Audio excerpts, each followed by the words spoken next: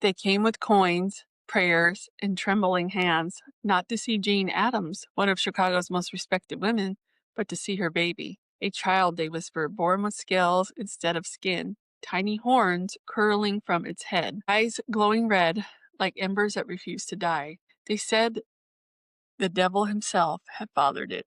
For 6 long weeks, crowds gathered outside the gates of Hull House, desperate, praying, and afraid. But what they were really searching for was a monster. They were searching for hope. And today we're stepping into one of Chicago's most strangest legends, the tale of the devil baby of Hull House. It's a story wrapped in religion, humor, and fear. A story that says more about human pain than any demon ever could. The year was 1913. The Hull House stood in the heart of Chicago's West Side, a safe haven for struggling immigrant families. Founded by Jane Addams and Ellen Starr, it was a place of kindness and social change. But kindness couldn't compete with fear. The first rumor came quietly. An Italian woman told a friend that her neighbor's daughter had given birth to something unnatural. By the time the story reached the Polish quarter, the baby had horns, scales, and glowing eyes. Every community reshaped the tale. The Irish said it was punishment for blasphemy. The Italians blamed a husband who mocked God. Jewish families whispered of a curse, a father punished for letting his daughter marry outside the faith.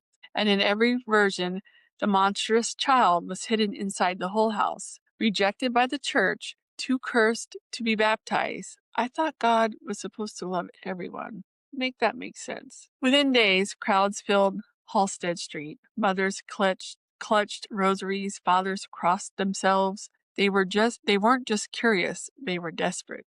They begged to see the devil baby, hoping to find proof that their suffering meant something, that God was listening, that evil had a face they could understand. Jane Addams watched helplessly as hundreds arrived each day. She wrote of poor women whispering their fears about cruel husbands, lost children, lives filled with sorrow.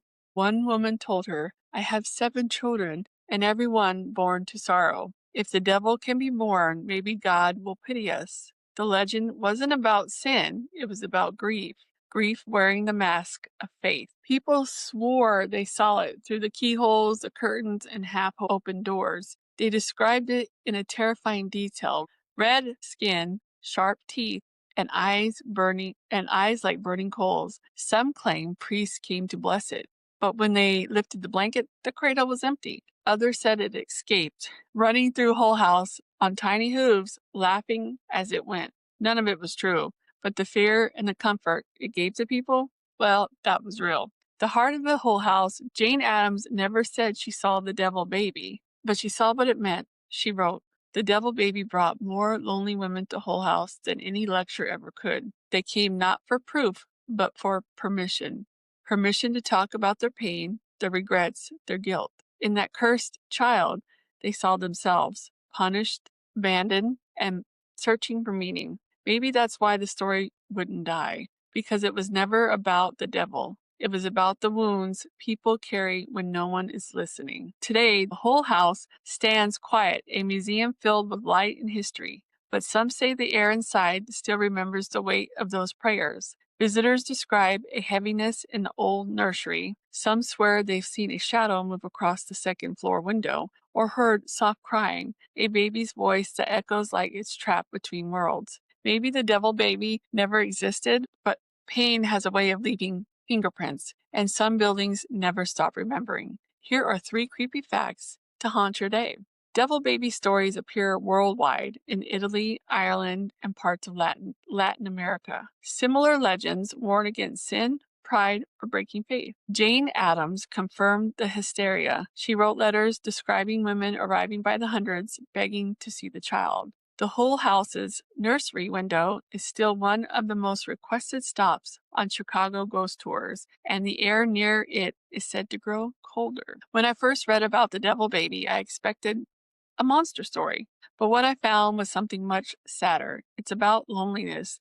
These women weren't drawn by curiosity.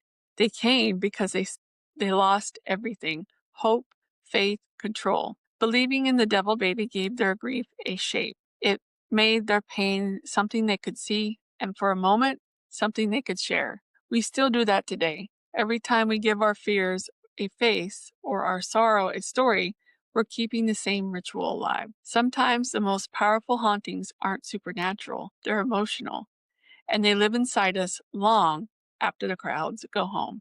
Maybe there was never a devil baby, but there were mothers who needed to believe there was.